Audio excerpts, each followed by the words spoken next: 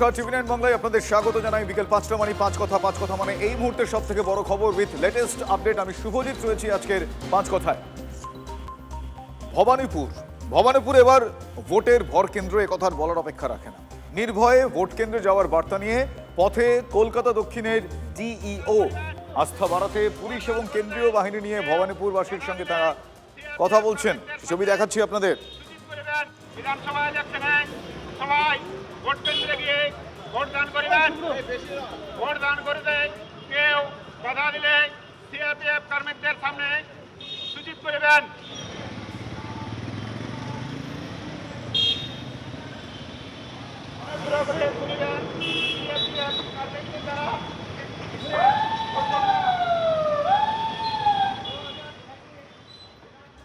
CRPF এর root মার্চের ছবি আপনাদের দেখালাম এবং এই রুট মার্চ এক প্রকার সেই বার্তা দেওয়া যে নির্ভয়ে আপনি আপনার ভোট কেন্দ্রে গিয়ে দিন। আমার সহকর্মী সুপ্রিয় এই মুহূর্তে রয়েছেন আমার সঙ্গে। সুপ্রিয়র সঙ্গে কথা বলবো। সুপ্রিয়, আমি জানতে চাইবো যে মাইকিং করা হচ্ছে, আমরা শুনলাম, কিছুটা অংশ দর্শকদের শোনালাম। মূলত মাইকিংয়ে কি ভরসা বার্তা তাদের তরফ থেকে এলাকাবাসী এবং ভোটারদের কাছে যাচ্ছে? দেখো শুভজিৎ, এর আগেও আমরা রুট মার্চ দেখেছি, তবে এই যে রুট মার্চ যেটা আমি দেখাবো এটা কিন্তু সম্পূর্ণ ভিন্ন। তার কারণ রাজ্যের 294টি বিধানসভা কেন্দ্রের মধ্যে অন্যতম হাই ভোল্টেজ যে কেন্দ্রের নাম না বললেই নয় তা হচ্ছে ভবানীপুর বিধানসভা কেন্দ্র। আর সেই ভবানীপুর বিধানসভা কেন্দ্রে কেন্দ্রীয় বাহিনীর জওয়ানদের যে টহলদারি বা রুট মার্চ চলছে সেটা কিন্তু এক বিশেষ বুলেট প্রুফ যান, সেটাকে সঙ্গে নিয়ে মার্কসম্যান, এই যে পোশাকি নাম, সেই যে সাজোয়া গাড়ি, সেই সাজোয়া গাড়ি যার উপরে একদম সিআরপিএফ জওয়ান, তিনি সশস্ত্র অবস্থাতে রয়েছেন, বুলেট প্রুফ, সম্পূর্ণরূপে বুলেট প্রুফ, এমনকি আইটি প্রোটেক্টেড, 360 ডিগ্রি নজরদারি সহ আরও বিভিন্ন ধরনের তার অত্যাধুনিক প্রযুক্তি রয়েছে।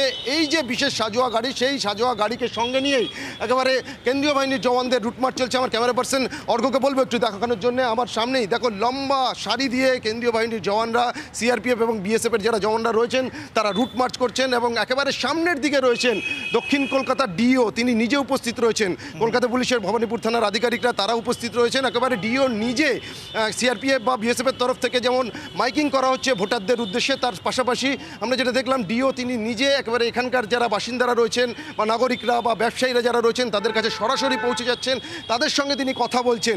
কোনো রকমভাবে ভোটাররা যাতে ভীত সন্ত্রস্ত না থাকে, সার্বিকভাবে ভয়ের পরিবেশ যেন সেখানে কোনোভাবে কার্যকর না হয়, ভয় যাতে দেখানো না যায়, কেউ যাতে ভয় দেখাতে না পারে, সেই যাবতীয় বিষয়, অর্থাৎ ভোটারদের এক কথায় নিশ্চিন্ত বার্তা তারা দেওয়ার চেষ্টা করছেন। এই রুট মার্চ সেই বার্তা বহন করছে। আমার সহকর্মী সুপ্রিয় দেখাচ্ছিলেন, আপনারা দেখছেন সেই ছবি।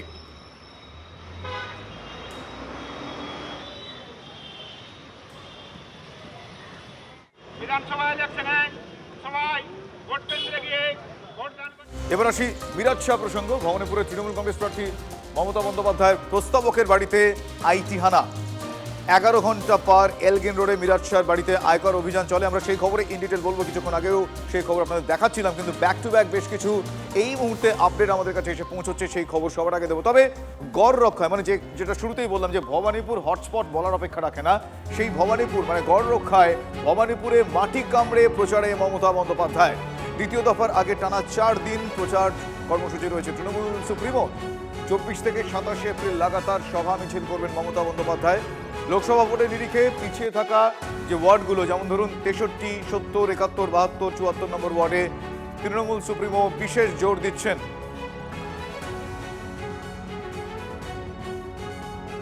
ভবানীপুরে বিশেষ জোর, লাগাতার প্রচারে স্বয়ং তৃণমূল সুপ্রিমো মমতা বন্দ্যোপাধ্যায়, যিনি ভবানীপুর কেন্দ্রের তৃণমূল কংগ্রেস প্রার্থী। হটস্পট ভবানীপুরে বিশেষ প্রচার তৃণমূল সুপ্রিমো।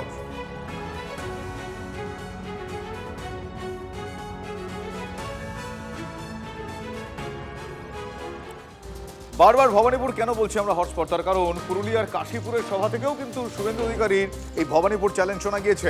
আমার উপর বিশ্বাস রাখুন, এবার ভবানীপুরেও মমতা বন্দ্যোপাধ্যায়কে হারাবো, 177-এর নিচে নামবে না বিজেপি, বিজয়োল্লাসের জন্য তৈরি থাকুন, কর্মীদের এই বার্তা দিয়েছেন শুভেন্দু অধিকারী। শোনাবো কি বলেছেন তিনি আজ।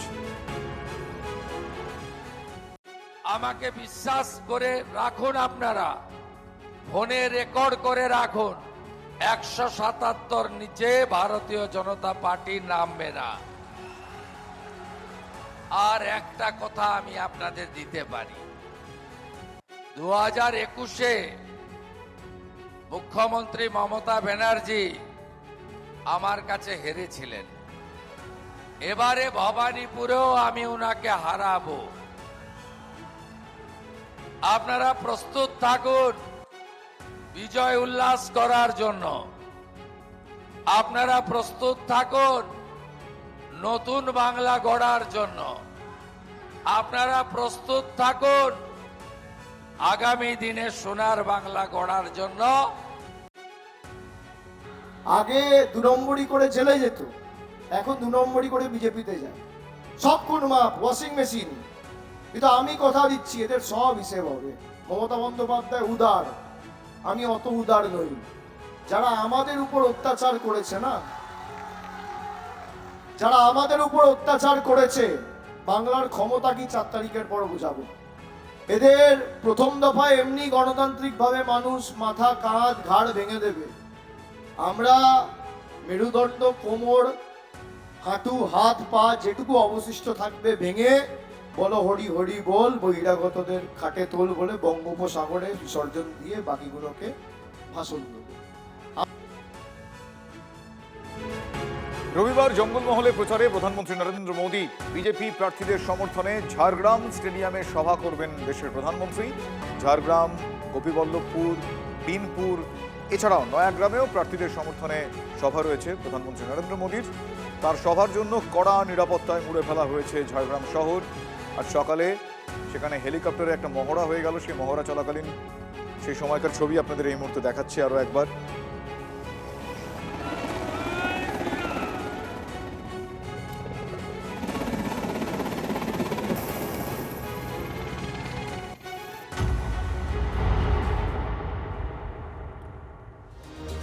এবার আসি মিরাজ শাহ তার বাড়িতে, এলগিন রোডে তার বাড়িতে আইটি হানা। এই মিরাজ শাহকে ইতিমধ্যে আপনারা জেনে গিয়েছেন। আরও একবার বলি যারা এই মুহূর্তে টেলিভিশন সেট অন করলেন, মিরাজ শাহ হলেন ভবানীপুরের তৃণমূল কংগ্রেস প্রার্থী মানে মমতা বন্দ্যোপাধ্যায়ের প্রস্তাবক। তার বাড়িতে আইটি মানে ইনকাম ট্যাক্স, আয়কর হানা। 11 ঘন্টা পেরিয়ে গিয়েছে এলগিন রোডে মিরাজ শাহর বাড়িতে আয়কর অভিযান চলছে এই মুহূর্তে। কি অবস্থা, কি পরিস্থিতি এখনো পর্যন্ত, লেটেস্ট কি আপডেট সামনে আসছে আমি জানবো আমার সহকর্মী সুজয়ের কাছ থেকে। সুজয়ের কাছে আমি যাবো। সুজয়, এখনো পর্যন্ত 11 ঘন্টা পেরিয়ে গিয়েছে, মিরাজ শাহর বাড়িতে তল্লাশি। কিছুক্ষণ আগেও তুমি কথা বলছিলেন সেখানে যারা যারা রয়েছে তাদের সঙ্গে। এখনো পর্যন্ত কি আপডেট সামনে এসেছে সূত্র মারফত?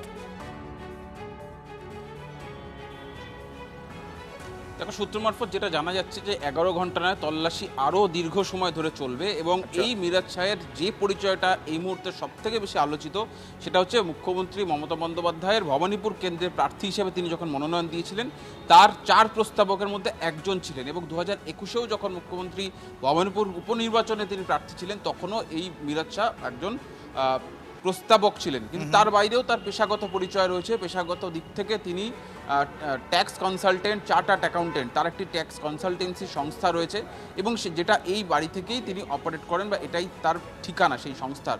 তার পাশাপাশি ভবানীপুর এডুকেশন সোসাইটির সঙ্গে দীর্ঘদিন ধরে যুক্ত, সেই হিসাবে তার শিক্ষাবিদ হিসেবে একটা পরিচয় রয়েছে। সেই ভবানীপুর এডুকেশন সোসাইটির তিনি কো চেয়ারম্যান হিসেবে সংস্থার ওয়েবসাইটে দেখা যাচ্ছে এবং বেশ কিছু পুরস্কার তিনি হাতে নিচ্ছেন সেই সংক্রান্ত ছবিও তার ওয়েবসাইটে দেখা যাচ্ছে। এরকম মিরাজ শাহের বাড়ির তার অপর একটি পরিচয় রয়েছে যে তৃণমূলের সঙ্গে তার যথেষ্ট ঘনিষ্ঠতা। একাধিক তাবর তৃণমূল নেতার তিনি যে আয়কর রিটার্ন, সেই আয়কর রিটার্ন সব মিলিয়ে বেশ কয়েকটি বিষয় সামনে এসেছে এবং যে কারণে আয়কর দপ্তরের এই হানা মিরাজ শাহের বাড়িতে। ধন্যবাদ সুজন।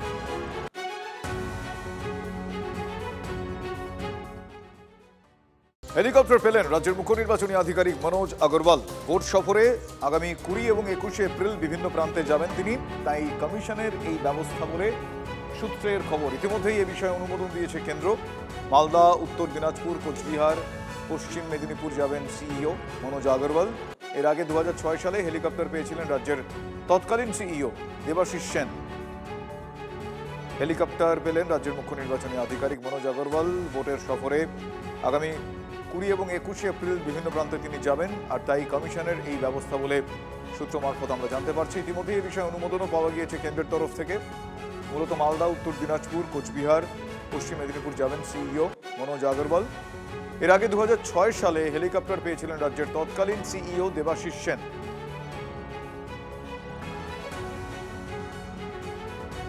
ভোটবঙ্গে এবার গ্রেফতার তৃণমূলের কাউন্সিলর এবং প্রাক্তন চেয়ারম্যান। রিটার্নিং অফিসারকে হুমকির অভিযোগ, গ্রেফতার হরিণঘাটার 17 নম্বর ওয়ার্ডের তৃণমূল কাউন্সিলর রাজীব দালাল।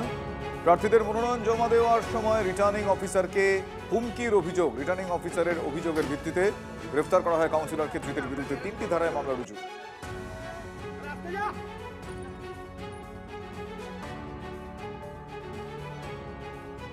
এটা কি হচ্ছে? আগামী দিন তো মানুষের ব্যাংক অ্যাকাউন্ট লুট করে নেবে। আজ সন্ধ্যে 7টায় টিভি 9 বাংলায় মমতা বন্দ্যোপাধ্যায়। ইলেকশন কমিশন বারে বলে পশ্চিমবঙ্গে ল অ্যান্ড অর্ডার ভেঙে পড়েছে। মিথ্যে ভাওতাবাদী ফেক। এই যে ইডি সিবিআই সামলানো, আমার সাথে 100% মানুষ আছে। গদ্দারের কথায় বাংলা চলবে? ভবানীপুর নিয়ে কি কোনো চিন্তাই নেই মমতা ব্যানার্জি? 2026-এ কত তীব্র, তীক্ষ্ণ, স্পষ্ট, সরাসরি হিম্মত থাকলে আমার সাথে সরাসরি লড়বে। মুখোমুখি মমতা বন্দ্যোপাধ্যায়। আজ সন্ধ্যে 7টায় টিভি 9 বাংলায়।